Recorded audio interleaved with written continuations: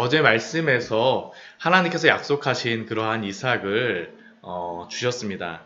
그런데 그 이삭을 주시는 말씀을 보게 되면 25년간 그렇게 기다려서 아들을 받게 됐는데 이삭을 주시는 그 장면이 이렇게 많이 기술이 되어 있지는 않습니다. 이삭을 주셨다라는 그러한 것에 대해서만 사실적으로만 그렇게 기술이 되어 있습니다.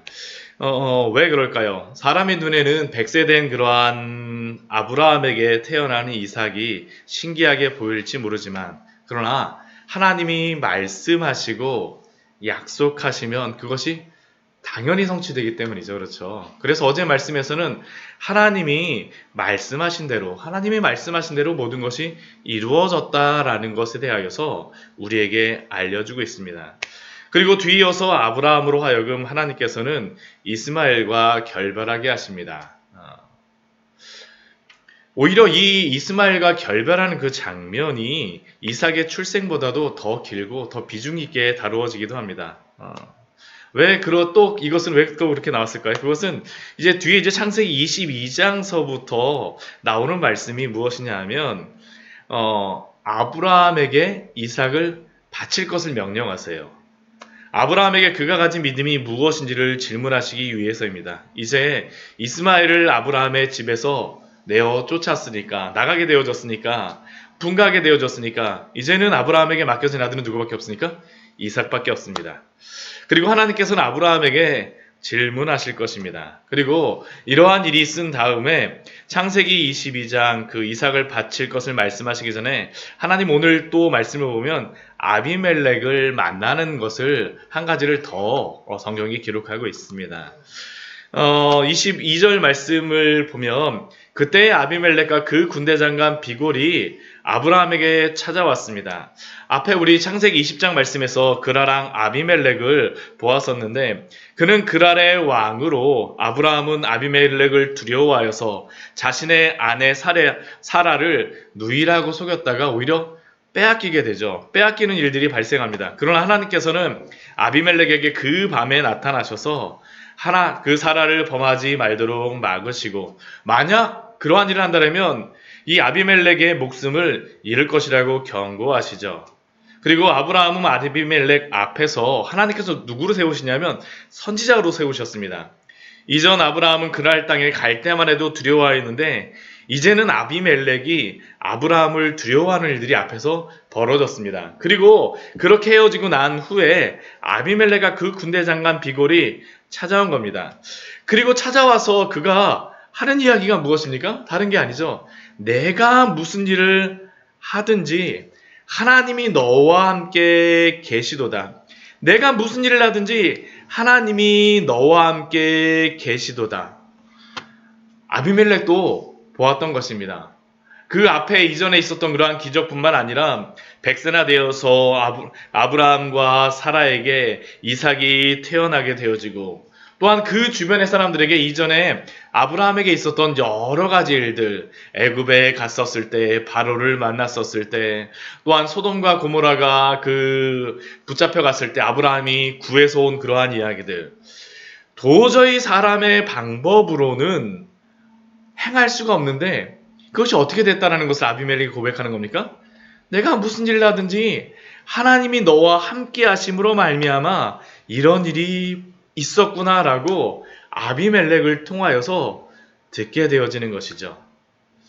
참 놀라운 고백이지 않습니까? 이방의 왕을 통하여서 하나님이 아브라함과 함께 하신다라는 것이 보여지고 드러나고 있습니다. 이 자리에 계신 우리 사랑하는 귀한 성도님들에게 이런 귀한 은혜가 있기를 축복합니다. 이러한 게 우리에게 있기를 소원합니다. 오늘 이방왕 아비멜렉이 아브라함에게서 하나님이 함께 하심을 발견하고, 하나님이 함께 하시지만 이런 것이 있다라는 것을 발견하게 되자 그가 하는 것이 무엇입니까? 23절 이후의 말씀에 보게 되면 아비멜렉이 아브라함에게 와서 언약을 맺자라고 요청을 합니다. 나와 내 아들과 내 손자에게 거짓되이 행하지 아니하고, 이제 여기서 하나님을 가리켜 내게 맹세하라. 이전에는 아브라함이 아비멜렉을 속여서 아비멜렉을 두려워하여서 그렇게 했었는데, 이제는 어떡합니까? 아비멜렉이 아브라함을 두려워하여서 너가 나를 속이는 것뿐만 아니라 내 아들들 속일 수도 있다라고 하면서 지금 언약을 맺자라고 맹세를 맺자라고 이야기하고 있는 것입니다. 참 이게 되게 정말 재미있는 상황 아닙니까? 정말 재미있는 상황이죠. 하나님이 함께 계신 것을 보고 아들과 손자 대회까지 약속을 해달라고 아비멜렉이 찾아왔습니다. 그런데 이것을 아비멜렉이 이렇게 행하는 것을 또한 누가 보았습니까? 아브라함이 보았죠. 아브라함이 보았습니다.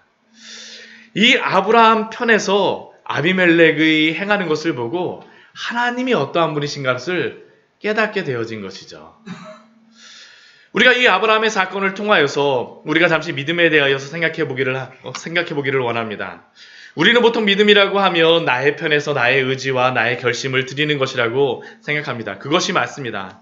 그러나 이 믿음이라고 하는 것은 우리 편에서의 결심과 결단도 있지만, 그러나 믿음이라고 하는 그 근본적인 것은 믿을 만한 대상을 믿는다라는 것을 의미하는 것이죠.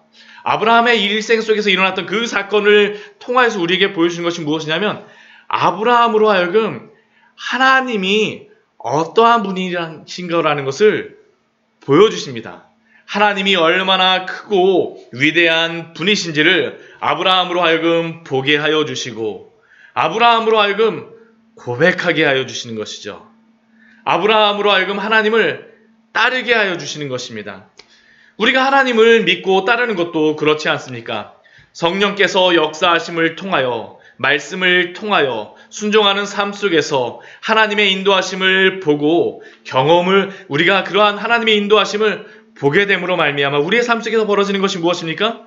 하나님께 굴복하는 것이죠. 하나님께 굴복하는 것. 사랑하는 성도 여러분, 하나님의 말씀을 통하여 그 인도하심을 통하여서 하나님이 일하고 계심을 보시기 바랍니다. 그것을 우리가 깨닫는 것이 너무나도 중요합니다. 그리고 믿음의 발걸음을 내디디십시오. 그렇게 하고 나니까 이 아비멜렉이 이렇게 와서 그 언약을 맺자라고 했을 때 아브라함이 말하는 것이 있습니다. 무엇이라고 이야기합니까? 무엇이라고 우리 25절 말씀을 보면 이야기합니까? 아브라함의 우물을 빼앗은 일에 관하여서 아브라함이 아비멜렉을 책망합니다. 참 놀랍지 않습니까? 이게 언약 맺으러 왔다는데 그 이방의 왕한테 막 책망하고 너 이거 잘못했어. 예전에 우물 뺏은 일 있지? 하고선 아브라함이 지금 아비멜렉을 책망하는 것이죠. 그러자 아비멜렉이 그 반응이 무엇입니까? 내가 알지 못하노라라고 그냥 부인을 합니다. 너가 이렇게 하는 것을 오늘에야 듣고 이제야 들었노라라고 깜짝 놀라는 것이죠. 아브라함의 이러한 책망에 대하여서 놀라는 이러한 아비멜렉의 이러한 모습들, 참 아브라함의 믿음이 어떠한 수준에까지 이르렀는지를 우리에게 보여주시는 것이죠. 예전에는 아비멜렉을 두려워했었는데 이제는 책망하는 그러한 수준에까지 이른 아브라함의 그러한 모습. 그리고 아브라함과 아비멜렉은 이제 언약을 세웁니다. 양과 소를 가져다가 아비멜렉에 주고 두 사람이 서로 언약을 세웠다라고 기록하고 있습니다. 언약을 어떻게 세웠을까요? 양과 소를 이렇게 쫙 버려놓고 나서 그 사이로 지나갔을 것입니다. 그러면서 만약 이 언약을 어기게 되면 이 양과 소와 같이 우리 안에 이러한 죄에 대해서 값을 받을 것이다라고 그러한 언약을 맺었죠. 그런데 이 언약을 맺고 나서 28절 말씀을 보게 되면 아브라함이 또 다른 7암양 새끼를 또 갖다 놓습니다. 그러자 아비멜렉이 아브라함에게 질문을 하죠. 이 7암양 새끼를 따로 놓음이 어찌미냐? 또다시 언약을 맺을 것이냐라고 지금 무엇을 가지고 언약을 맺을 것이냐라고 지금 질문하고 있는 겁니다. 그런데 아브라함이 지금 아비멜렉에게 대답하는 것이 무엇입니까? 내 손에서 이 암양 새끼 7을 받아서 내가 이 우물 판 증거를 삼으라. 그러니까 지금 앞에 세웠던 그 언약은 무엇에 대해서만 세운 겁니까? 다시는 우리의 손자와 아들을 속이지 말라라는 것에 대해서만 언약을 맺었었는데 아브라함이 그것만으로 끝내는 것이 아니죠. 우물 판 거 이제 내 거라는 거 다시 한번 언약을 맺자라고 지금 아브라함이 이 아비멜렉에게 요청하고 있는 것입니다. 요청하고 있는 것이죠.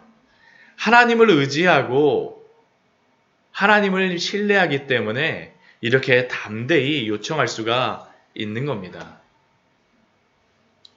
그리고 그 7암양 새끼를 받고 나서 다시 한번 그 사람들은 무엇을 합니까? 다시 맹세하고 그곳의 이름을 부엘세바라라고 이름하였다라고 기록하고 있습니다. 이 부엘세바는 전에도 한번 말씀드렸었는데 부엘이 우물이라는 뜻이고 세바가 맹세, 언약이라는 뜻이고 이 세바가 또 7이라는 의미가 있습니다. 그러니까 언약을 맹세의 우물이라는 의미이자 7개의 우물이라는 의미죠. 7암양 새끼를 가지고 여기서 맹세를 하였다라는 것을 이 이름을 통하여서 다시 한번 아브라함과 아비멜렉 사이에 이 이름을 통하여서 맹세를 한 것입니다. 굳게 언약을 맺은 것이죠.